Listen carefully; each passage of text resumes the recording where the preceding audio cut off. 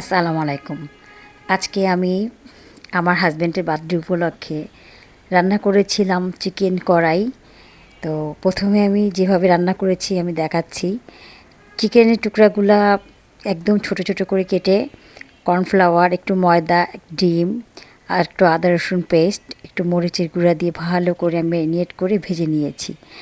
এরপর তেলটা গরম হওয়ার পরে বেশ কিছু পরিমাণ পেঁয়াজ কুচি, রসুন কুচি দিয়ে, এটা ভাজতে হবে না, এটা জাস্ট একটু চুলায় দিয়ে বেশ কিছু পরিমাণ টমেটো আমি এভাবে করে কেটে নিয়েছি। এটার ভেতরে আমি কয়েক রকম সস দিয়ে দিব, একটু লবণ দিলাম, লবণ দিয়ে নাড়াচাড়া করে এটা চিলি ফ্লেক্স দিলাম আমি 1 চামচ পরিমাণ।